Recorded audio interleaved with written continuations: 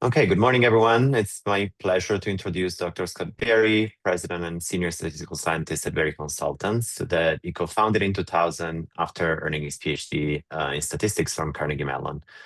Under his leadership, Berry Consultants has become a world leader in Bayesian adaptive clinical trial designs, contributed to hundreds of innovative trial designs.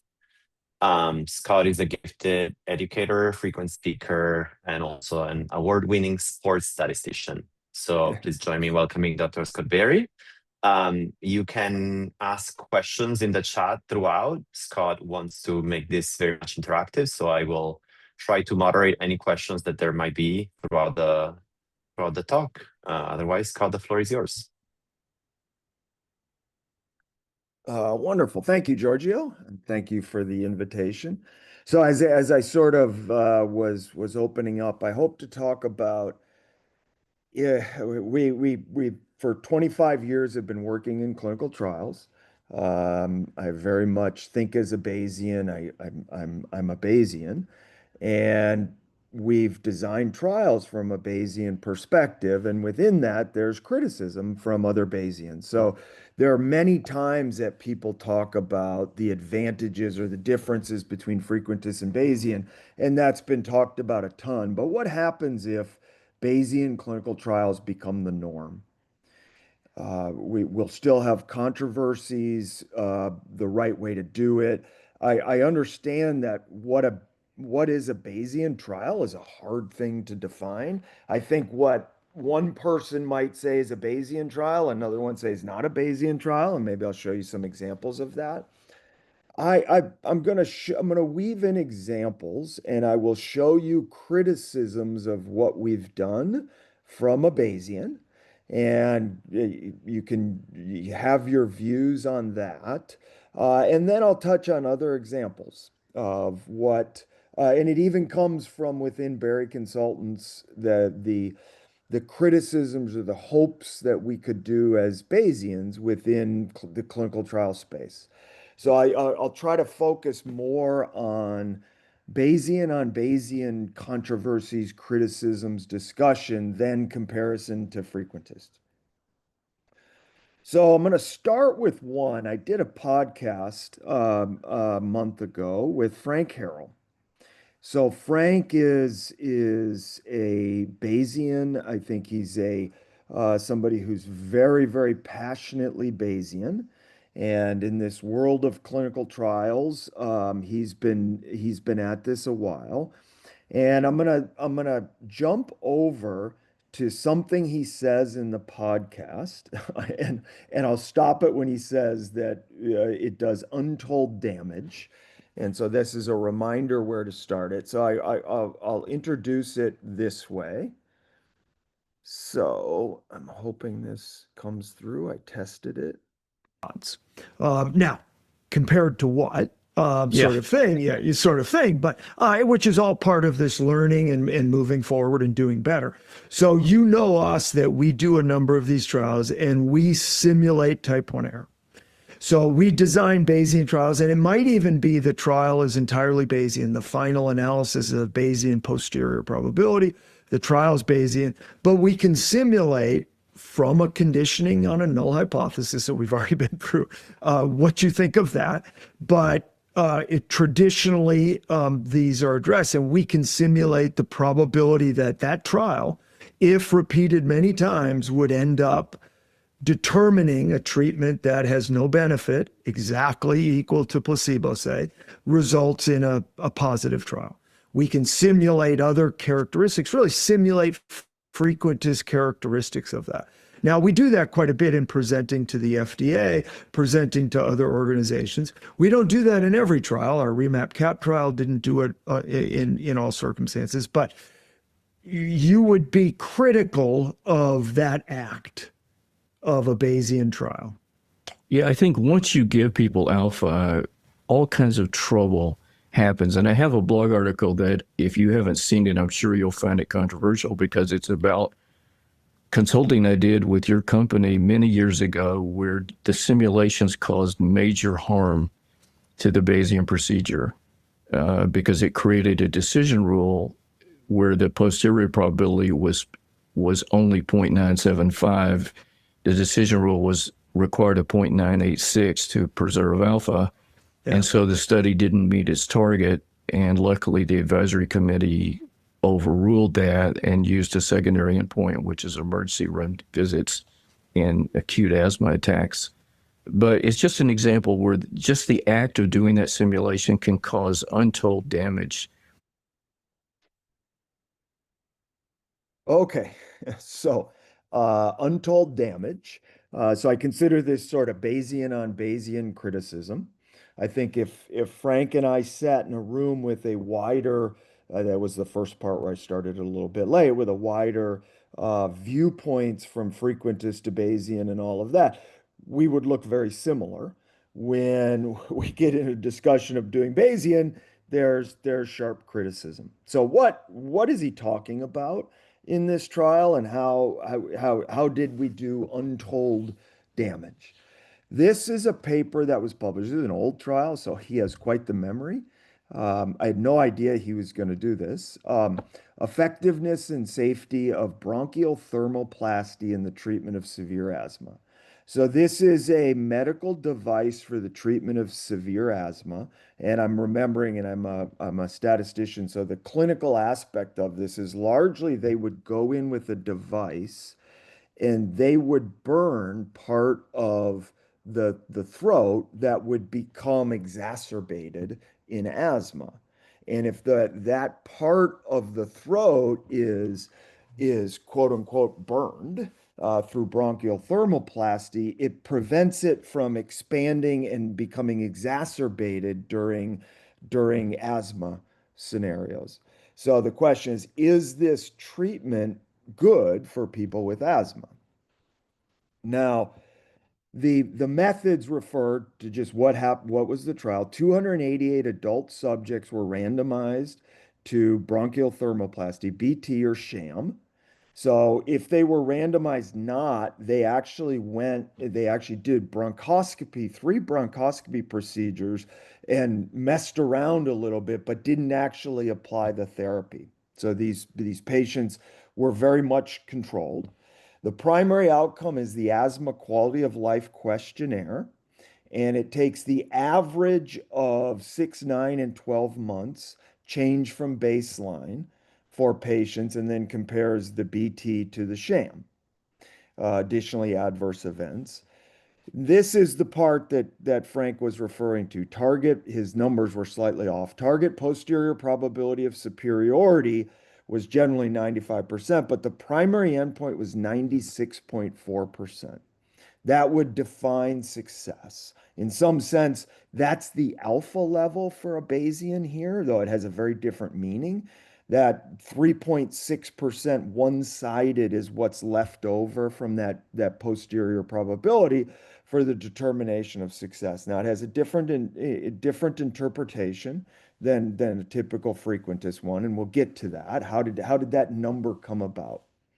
What were the final results? The improvement from baseline in the AQ-LQ score was superior in the BT group compared with sham.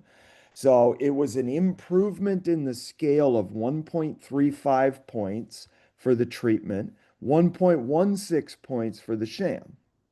You can see the standard deviations of that. The posterior probability of superiority of BT was 96%. And you can already notice that falls between the 95 and the 96.4 that determined superiority in the trial.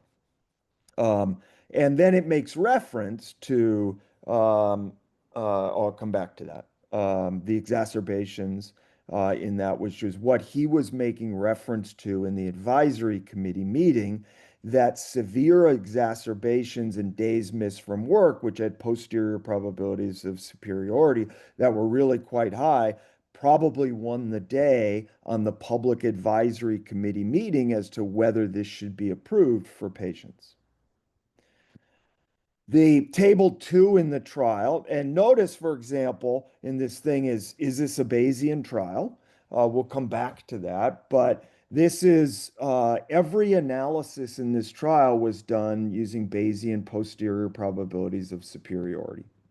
fully defined on every secondary endpoint, every safety endpoint. So I'm sure we did some p-values in there just for sensitivity, but the statistical analysis plan was purely Bayesian. The decision rules for stopping the trial were Bayesian. Everything was Bayesian in the trial. But we'll come back to then the criticism of this. Notice the 0.96 probability of superiority. By the way, for those of you that are used to 975 as thresholds. It was years ago in devices, we did a lot of trials with one-sided 5%. It was not unusual in devices. Devices have since moved to drugs, where it's typically this 0.025 for a test of superiority, but years ago it was not uncommon for this. And this is what Frank was saying about severe exacerbations, 95.5% probability of superiority, and you can see the reduction from 0.7 on sham to 0.48. And days lost from work, school, other activities, you can see that that was a pretty significant difference, 99.3% posterior probability of superiority. And agreed, that had a big impact on the advisory committee meeting when they were deciding whether this should be approved. So here's a figure of this, and it's a terrible figure, by the way. The mean baseline for patients was about 4.3. Higher scale was better. And then it shows where they were at 3 months, 6 months, 9 months, and 12 months. Notice the scale is 5 to 6 to make it look wider within that. So you can see what happened between the two different arms. And then the primary endpoint was the average of 6, 9, and 12. So what happened? The original trial design was adaptive, had interim analyses defined at 225, 260, 300, 350, all the way up to 600 within the trial. Had this Goldilocks framework that when it got to 225, there were still patients that had some exposure, 3, 6, 9, not 12. Some had 12 months exposure. So the decision would be made at 225, 260, 300 based on predictive probabilities of success at that sample size. So at getting at 225, what's the probability of the full data of 225 demonstrating superiority? If that was high, it was above 90%, then we'd stop at 225. Likewise, it would go to 260 and say, are we there yet? 300, 350. And then the final analysis would occur when all patients have full exposure. Except that if the predictive probability of trial success with full exposure was above 99%, it would immediately declare success, that success is overwhelmingly high, and they would immediately file for approval at FDA. So Bayesian predictive probabilities determining sample size, determining immediate success or final success. And of course, we had longitudinal models modeling the correlation of 3, 6, 9, and to the full integrated 12-month endpoint. And of course, it's very highly correlated 9 months because you have 2 of the 3 endpoints that are built into the average of those scores. The final analysis is the posterior probability that the mean effect on treatment is better than the mean effect on control, and that's the change from baseline. So in the trial design, with that adaptive design, we went through and tried to figure out what probability at the end controlled type 1 error.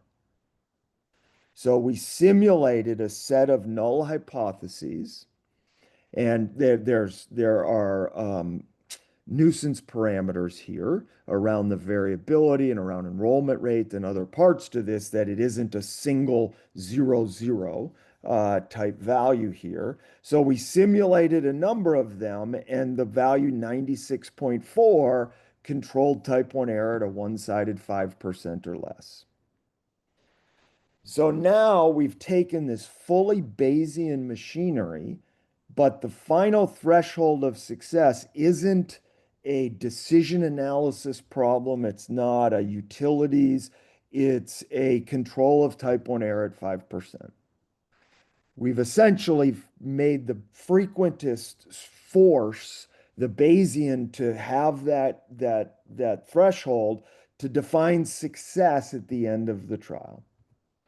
So type 1 error is not a Bayesian thing. You can define a trial, posterior probability of superiority is going to be used, confidence interval, credible intervals to estimate the effect. Essentially, it violates the likelihood principle to do this, which makes it somewhat non-Bayesian because Bayesians satisfy the likelihood principle. And how do you see that? So it could be that the data that shows up at 600 is successful if you ignore the interims.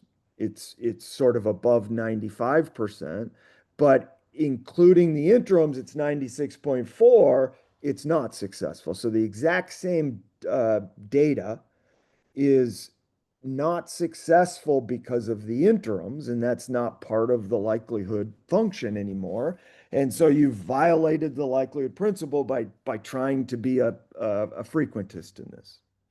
So he's aggressively against simulating type 1 error in a Bayesian design. And I can go back and run that. I'll sort of not go back and do that, but the whole notion of this, of simulating this, is the opposite of being Bayesian. So why do we do it? We do it for walking into regulators. They want to know the type 1 error. Regulators want to know if multiple companies were to run this trial design, what's the probability that an ineffective treatment is approved? From their perspective, this is not an irrelevant thing. It's also a condition that they put other trials into. So, for us to do this Bayesian trial, it's a hurdle we have to jump. If we went in and said, we're going to use a posterior probability of 95%, we're going to do all these interims, and Bayesians don't need to worry about the stopping rule. They would say, no, wait a minute. We want to know what the type 1 error of your experiment is. And what if 10 other companies ran the same trial? What's the likelihood we approve a treatment that's ineffective? And hence we get stuck into that scenario. So Frank has said in social media, for example, Jason Connors, a former employee of Berry Consultants, I've witnessed how hard smart statisticians argue with FDA stat reviewers on this. The answer, not much. It is not a regulation and not a rule. It's just a tradition.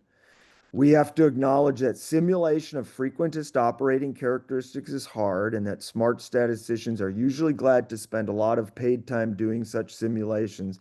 So there's a bit of incentive for the status quo. So he sort of apologizes that he makes the insinuation that we do this charge just largely to charge it, but that this is a sort of waste of time. And then Kurt asks him, have you ever done this with FDA? And he says, no. But I'm never giving up.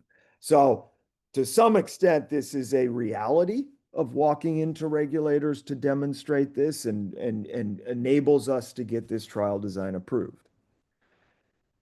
So that's why we simulate type 1 error in this world. I sort of pose this whole thing as, if the world were fully Bayesian, would we simulate type 1 error? So would it look more like what Frank wants, that we don't simulate type 1 error, that there's a decision theoretic discussion of what those thresholds should be, and it's fully Bayesian. We don't adjust for interims. Will we end up in that world, that criticism of Bayesian on Bayesian, will we not simulate type 1 error? I don't think simulating type 1 error is harmful, as he describes. It allows us to evaluate different designs, and I think there's a component to it, and you can understand the regulators aspect of understanding multiple trials and the behavior of a design that's put in front of them. So interestingly, it's even more complicated in the actual scenario. What happened was the company was enrolling very, very fast. And with that algorithm of deciding the right sample size, you can imagine if they enrolled 300 patients on one day, they wouldn't be able to address this question, what's the likelihood of success? It would be based entirely on the prior. They were concerned that they were enrolling too fast. I also have a sneaking suspicion. So they were unblinded to the data, but not to the treatment arm.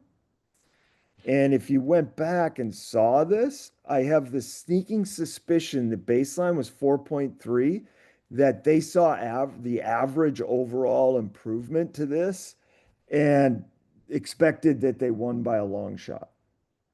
I think they were trying to make inferences about the unblinded data without having the unblinded data, and there was a huge regression to the mean here that I don't think they expected the 4.3, these greater than 1 point improvements. So I think that in some ways there was a part of slightly unblinding just by seeing that effect size, even though I think it led them astray. I don't know that, but so now they came in after having some 200 enrolled and said, you know what, we're not going to do the adaptive design. We're just going to enroll 300. So had that been the original design, their threshold would have been 0.952 going through the exact same simulation procedure of type 1 error. Now, there was this predictive probability of 0.99 that they were still going to use for immediate success, which has this slightly increased type 1 error.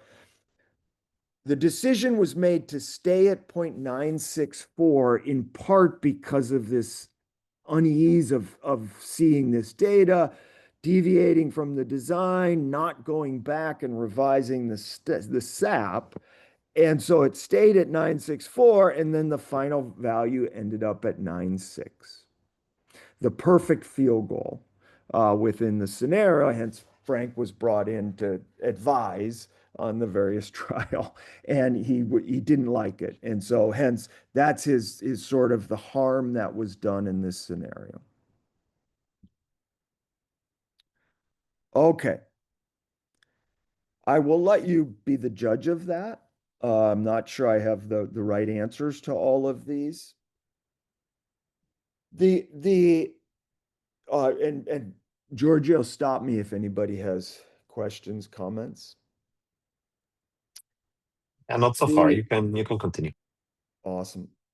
So level of modeling, I said I wouldn't talk much about Bayesian versus frequentist. I think when you look at the between statistician variability, that there's a large difference in this. I think Bayesians do more modeling than frequentists do. I'm probably going to get in trouble for that, but when the world becomes more and more Bayesian, I think level of modeling will still differ among Bayesians.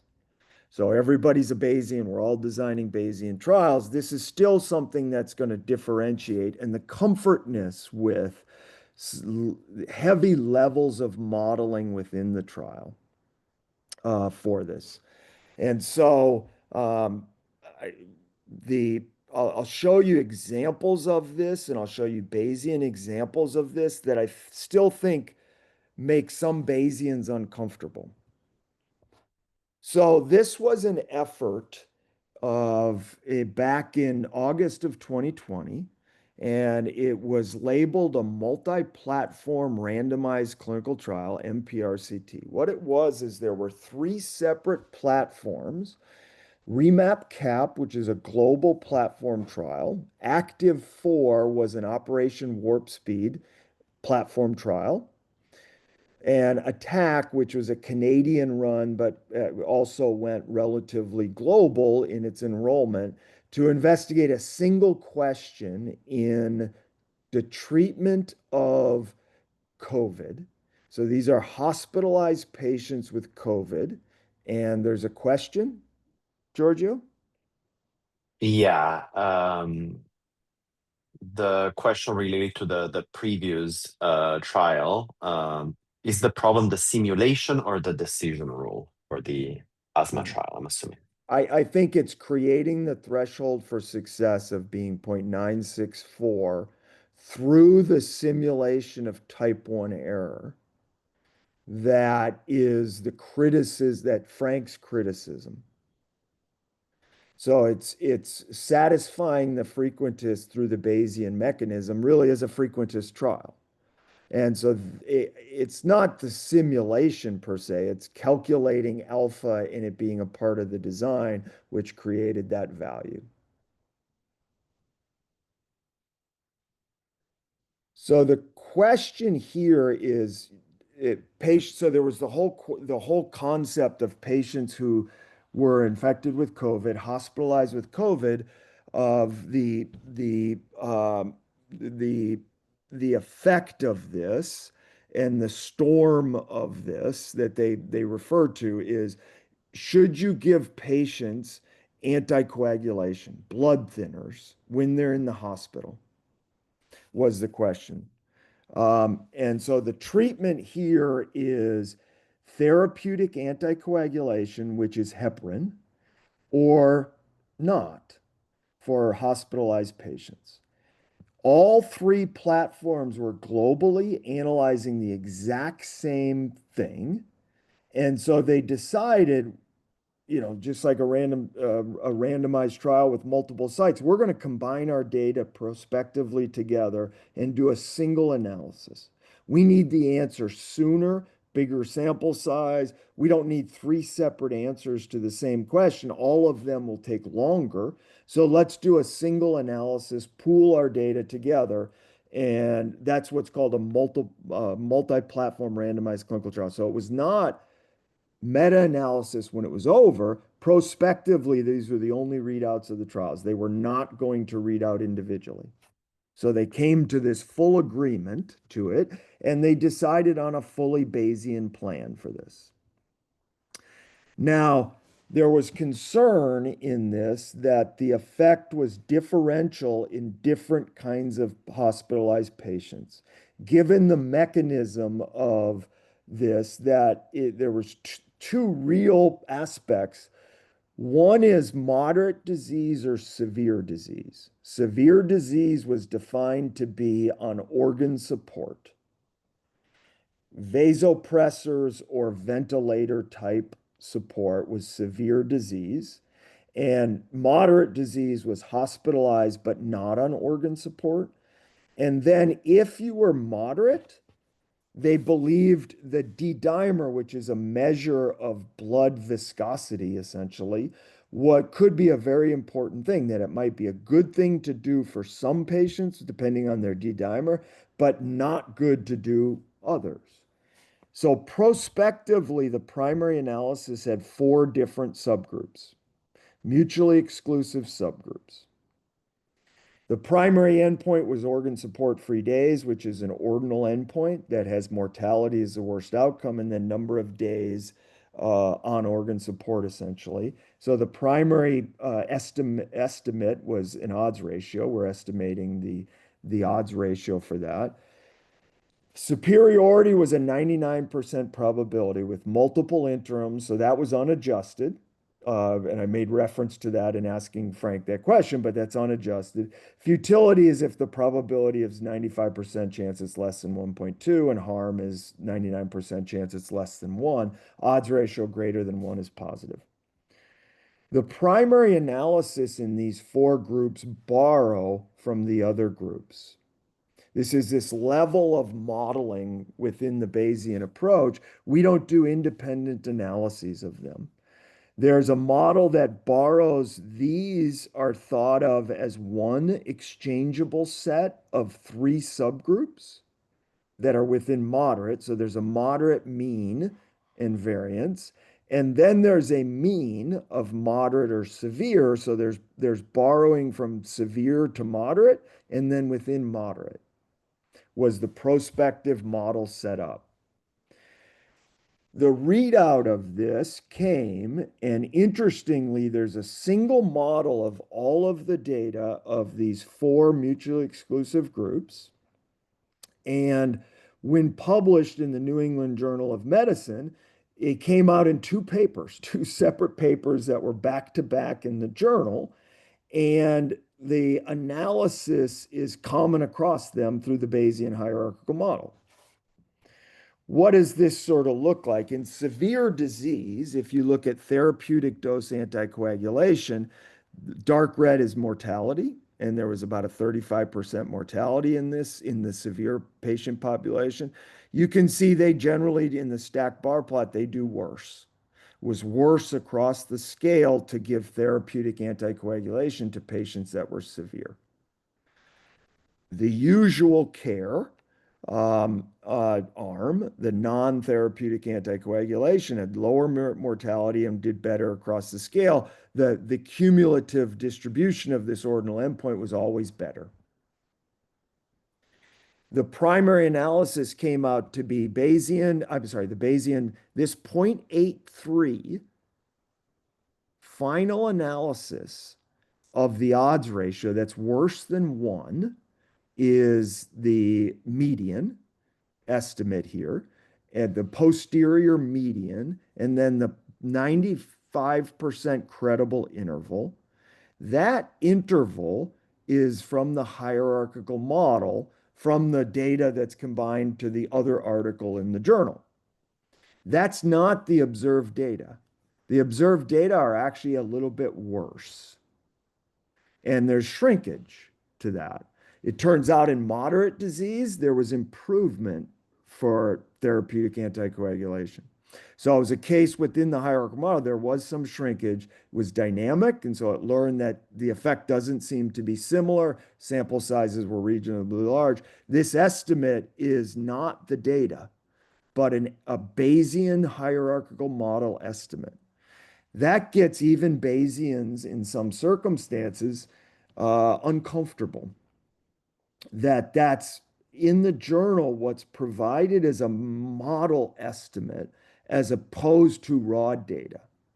And the whole point of this within the hierarchical model structure is there is actually a reasonable chance that these were similar. And I'll show you this in moderate disease that happens, that the model estimate was thought to be a better estimate of the effect going in than the raw data. And we wanted to prevent that.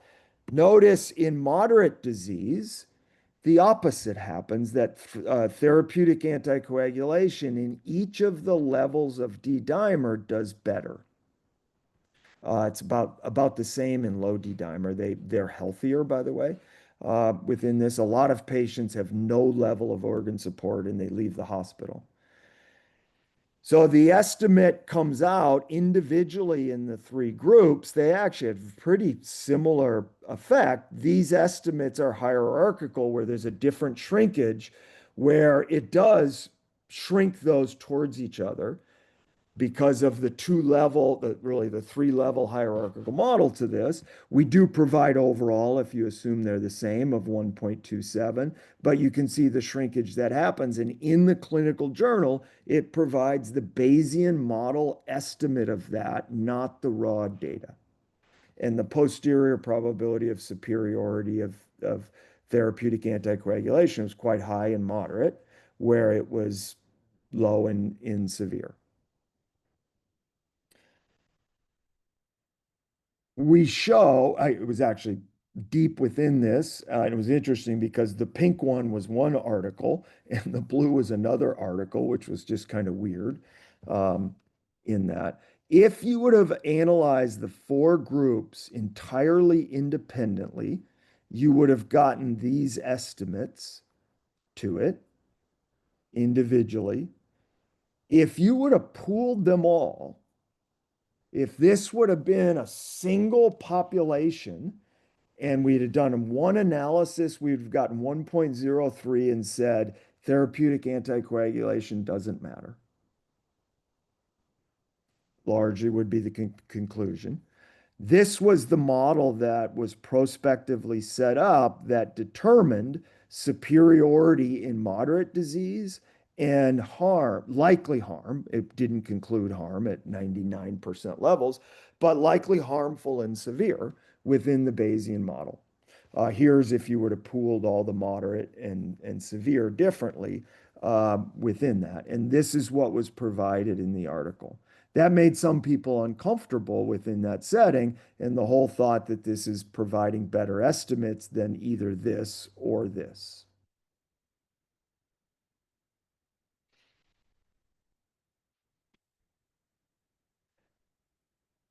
Interestingly, earlier, than that, within the same platform trial for remap-cap, two IL-6 receptor antagonists, tocilizumab and saralumab, were enrolled and compared to controls. Saralumab came on board later, but there was a Bayesian hierarchical model of the two IL-6 receptor antagonists. And saralumab largely became successful. These were highly successful treatments for hospitalized patients, I think saved tens of thousands of lives within this tocilizumab and saralumab. The Bayesian hierarchical model of those enabled saralumab to come through successfully earlier, and that was also Bayesian hierarchical model estimate of those. So there were multiple Bayesian hierarchical model estimates of that. Scott, we have a question about those Bayesian hierarchical models, about the borrowing strength, which you refer to as dynamic, but a question is about that there's a kind of human specification in terms of the prior that goes on those parameters, right? So if you can discuss that a little bit. Yeah, before the trial started, and by the way, the extremes of this model could be that we think the variance of these is 0, and that's the far right. The variance is infinity. It's the independent, is what would have come out of the model.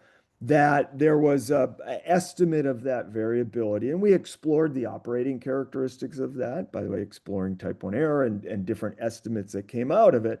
And the combined scientific team in the design, through 3 platforms coming together, agreed on this particular prior structure being the best representative of the science at the time.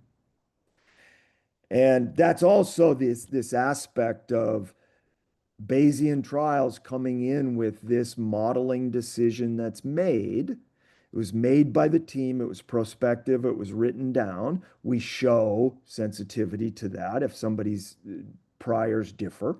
And I'll come to that a little bit in some other scenarios. But science is hard, and working hard to do that well, to represent the group with the model, is the way we approach this, and then presenting that particular model in the journal with sensitivities to that was the approach taken. But yes, that sort of creation of the dynamic borrowing was certainly an important part to that. So my father, Don, who works at Berry Consultants, his dissertation topic was bandit problems. Wrote a book on it with Bert Fristed.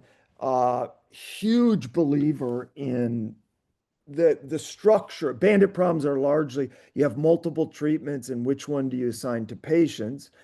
And what was really important in the dissertation, what was really important in the paper and all that, is what's the decision problem?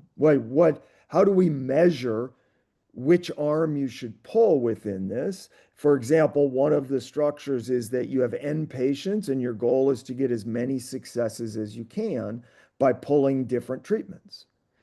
Some of them, it can be you have a certain number of arm pulls, and then at that point, you have to pick one treatment to treat everybody after that. It's almost like the clinical trial setting. And thinking about the horizon of patients is the decision problem that we're trying to answer by running a clinical trial. Huge believer in this. And when 2 Bayesians get together and talk about this, this is the kind of stuff that he really thinks we should be doing. We haven't done this in a trial at Berry Consultants in 25 years, fully to his satisfaction within this. And so this is a continual thing. But I wanted to share something that's kind of neat that I acquired just this week. I didn't know it existed, but Don has copies of Jimmy Savage, his advisor. By the way, Jay Cadane's on. Jay was also a part of his advising committee at Yale at the time, early 1970, So this, well, late 1970, but 1970. And so this is what Don at the time had moved to Washington, D.C., but he's still writing his dissertation. Jimmy Savage would audio record reading Don's dissertation or publication and providing advice to him. And so he gave me these audio recordings, and I got them just this week. And so I've been listening to them this week to see if there were nuggets to present in ISBA, but I think you can hear this. Maybe 2 or 3 such sessions to read the whole thing through and give you final comments on it. It is, of course, not my plan to work with the care and attention that I did last time. In the first place, it shouldn't be necessary because I ought now to be rather familiar with the ideas. Also, it shouldn't be necessary because I've probably said almost. Okay, it's a bit muffled, but there's about 4 hours of videotape of him reading through and talking about it and diving into this problem, this bandit problem, which is really getting at the goals of it from the Bayesian perspective and the design. What is the optimal design given the decision problem? So faced with my own flesh and blood, who believes deeply that this is the way to do it, has always been something that, as a Bayesian, I've struggled with the fact that I don't think we've done this very well. Okay. I want to come back to, I want to jump into this.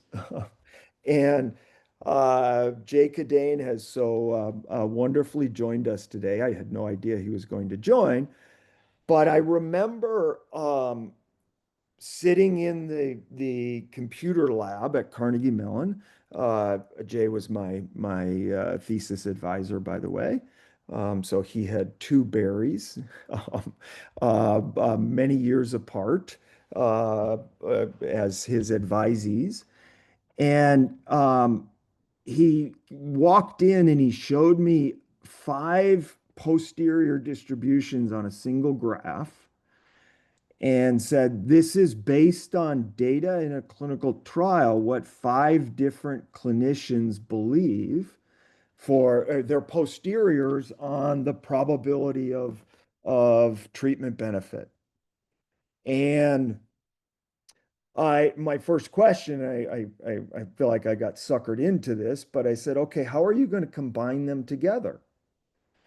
And he looked at me and said, why would I do that? And so I thinking hard about this, and then we've gone through, and he's written quite a bit about clinical trials where we actually model individual decision makers, individual clinicians in the trial, and maybe we randomize by clinician, and you could imagine a distribution of beliefs from those that are skeptical, those that are optimistic, those that are between that. And we elicit and work hard at understanding what the appropriate clinical community believes about what we know about the treatment and the prior distributions. And then we randomize as long as there's equipoise in this. Some clinicians are convinced and some are not. And maybe we stop the trial when they're all convinced and we know this answer and all might be the right thing. And we maybe better to have Jay give a full presentation on the different trial designs and all of this. And I remember this as a graduate student thinking this is really, really cool. And I feel like this is a more ethical method for clinical trials. It's addressing the right questions. It's a very, very Bayesian thing. And so as I design trials, I have my father on a shoulder, I have Frank Harrell on a shoulder, certainly Jay on a shoulder with things they've said over the years. And this is, I feel like a lot of this is in the fully foundational aspects of the Bayesian approach, utilities, recognizing it's subjective, science is subjective, that this will be a criticism, perhaps even of the asthma trial, that this idea that there's this single distribution, and maybe of the COVID trial, single distribution, that we should be thinking about both these hard to advance trials better.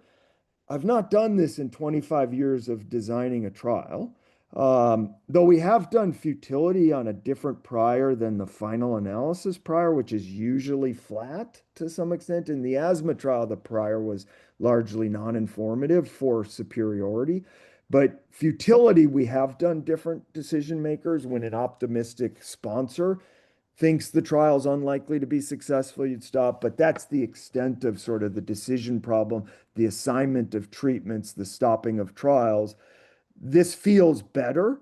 And so criticisms of where we currently are in Bayesian from that, and I'm as I said early on, I'm creating some of these criticisms. You heard directly from Frank in some of those criticisms of it. Seems a wonderful way to go. I also think that going forward, that our clinical trials are going to get more and more complex. And I think it's going to get more and more complex. The first slides that I sort of skipped over there was, I'll go back to this just briefly. This is a trial that was run in the prevention of C. diff infection, a biologic for the prevention of C. diff infection. And the final result combined a phase 2 and phase 3 trial into a single posterior probability. So this was an exercise in using external data in a very difficult to recruit scenario. And it used phase 2 trial data combined with phase 3 in a Bayesian model of this.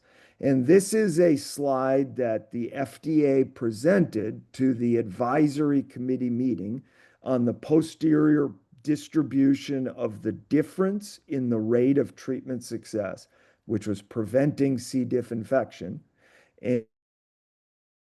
And this was the combination of multiple data together into a single analysis where they presented the probability of benefit was 991.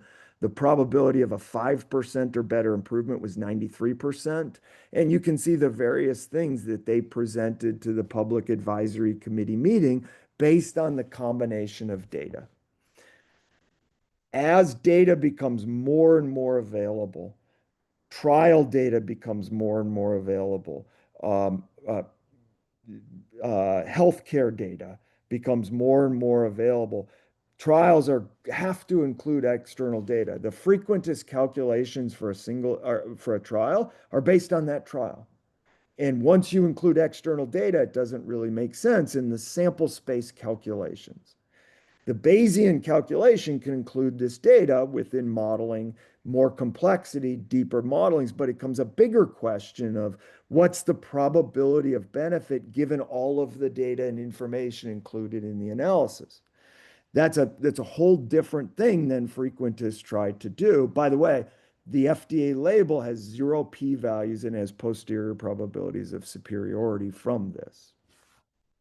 So that's getting into more complicated, and I think almost all trials are going to have to incorporate external information. We can't just run single trials. Now, we will have some. Here's a trial. This is the STEP platform trial, and I'll stop it here as sort of level of complexity. It's a really interesting scenario where endovascular therapy for the treatment of acute stroke. These are patients that suffer a stroke. They're brought into the emergency room, diagnosed with stroke, typically within 24 hours of stroke. They go in with a device through the leg, actually. They go up into the brain, and with a device, clear the clot, restores blood flow. And they enrolled a small population that, by the way, largely lives in this space. I'll say a little bit about this graph up here in the left. So to approve the device and show its benefit, they enrolled a small population that they thought would benefit to show the device is good. And it was overwhelmingly positive, enormous benefits to this. And it's known that down here to the right, if you have a pretty the severity of it is small within it, and there's this measure of mismatch. You don't want to do this. It can actually cause harm. So you don't want to restore blood flow to somebody that largely the part of the brain is already dead, because you'll cause bleeding and you'll cause harm.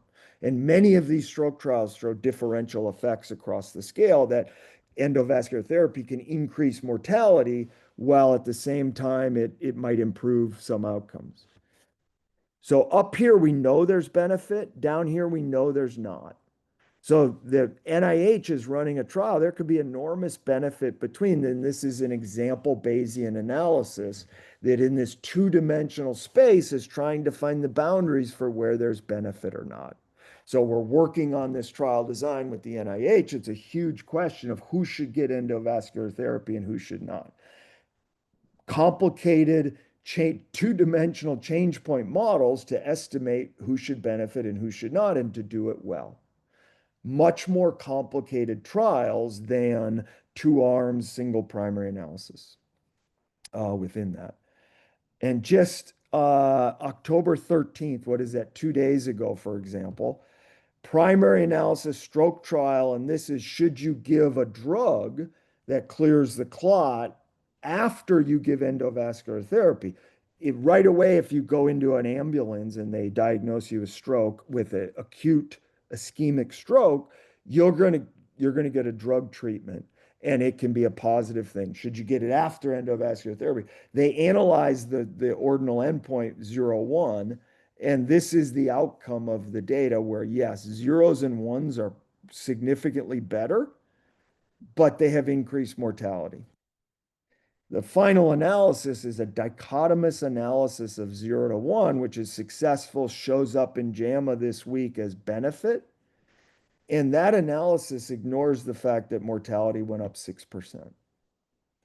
So, we've tried to do utility-weighted analyses of these various endpoints with strong pushback. So in a very simple endpoint, trying to do utility weighting of an ordinal endpoint with strong pushback, and we get this. So our data is going to get much more complicated. Our trials are going to become more complicated. We're going to be using external data. So the Bayesian level of modeling, Bayesian on Bayesian, I think is going to remain controversial. Okay, I saw lots of things pop up and I didn't leave much time. Sorry for that. That's okay. Thank you, Scott. Thank you so much. We have some questions. One is still related to the, should we simulate type 1 error or not? So the question is, it seems like we'll still need simulations to compare various Bayesian designs without type 1 error rate. How can we compare different Bayesian designs? Do we still need simulations to do that?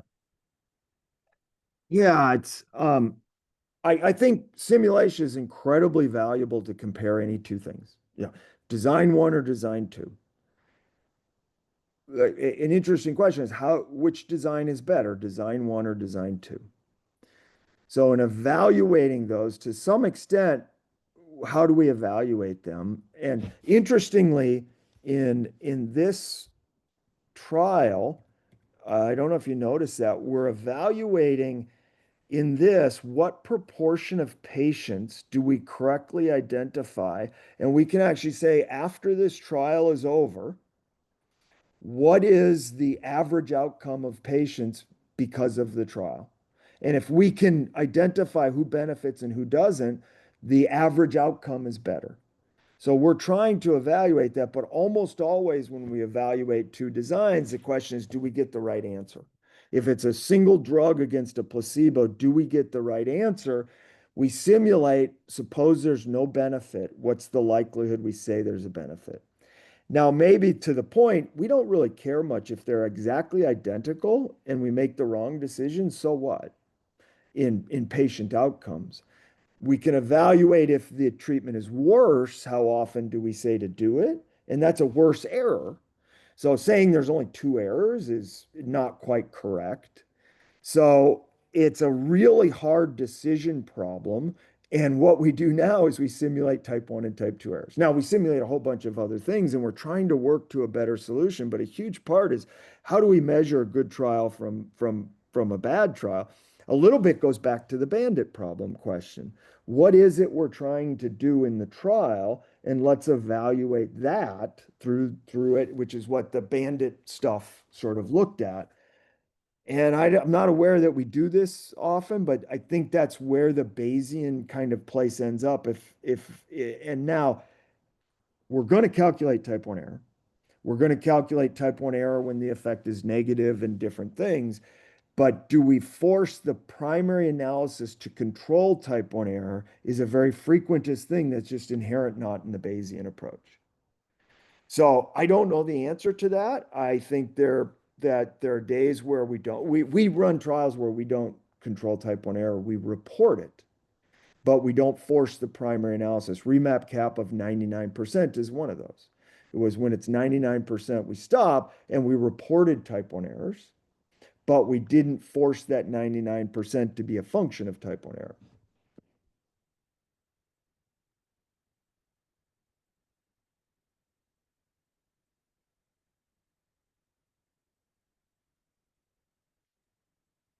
Okay, any other questions? Then people should be free to unmute themselves at this point.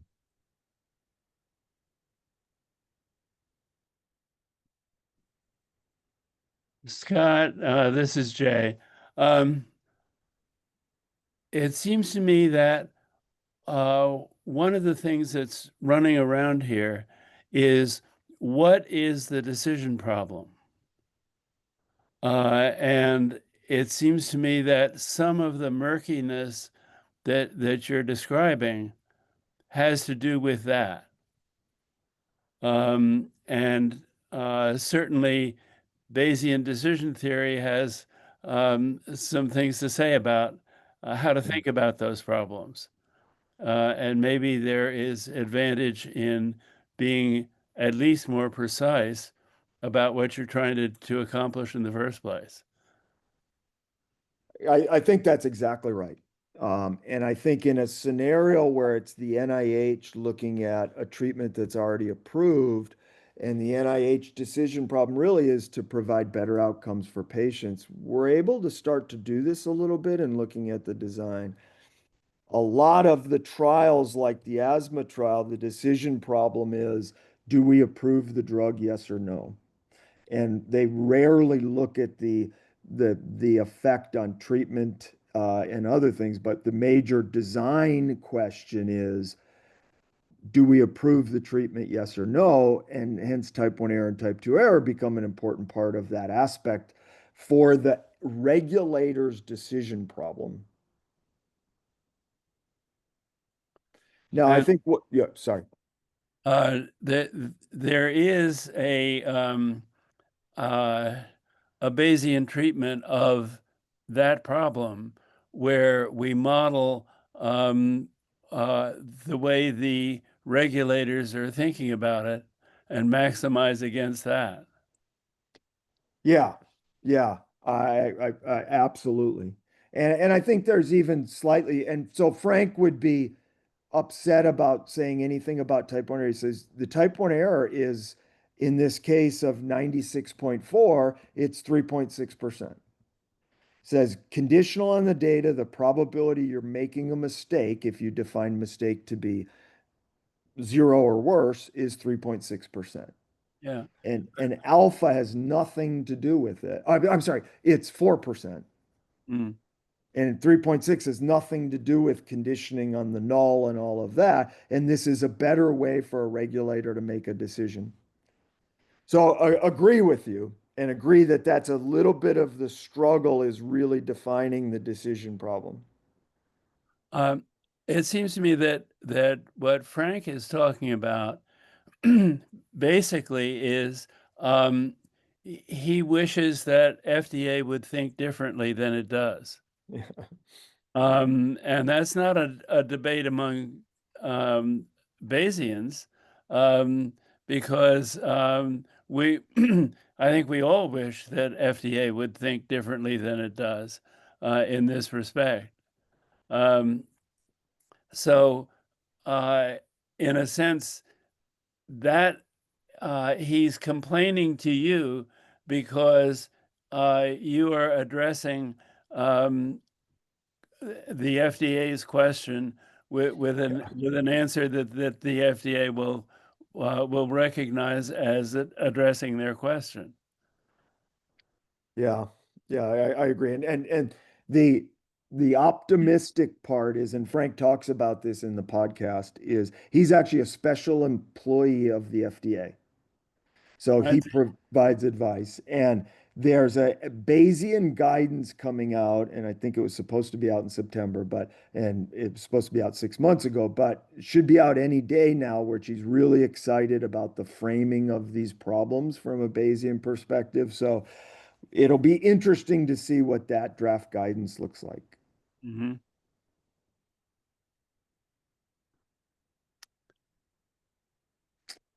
All right, Giorgio, sorry, I have gone over. No, that's okay. Well, thank you so much, Scott. So for those of you who joined, the recording will be available on our YouTube channel. And thanks again for joining. And real quick before we go, hello everyone. My name is Valerie Pointer. I'm the current chair of the BioPharm section. So first of all, Scott, thank you again for agreeing to give this talk. This is thank you. Really fantastic information on a lot to think about, and exciting of what types of conversations will come of this. Just before we go, I wanted to give a reminder for the BioPharm section. This is a good opportunity to mention our Best Paper and Junior Researcher Awards. Our deadline paper submissions are actually due. Posterior probability that this will change is high, but November 1st right now. So let me go ahead and share this. So you can access the information. This is the BioPharm website. If you go to news, we have that as our first news tab. And if you want more information on each of the awards, you can click on the awards tab that gives the full lowdown. So feel free to email me your submissions, or also our BioPharm official email, or any questions.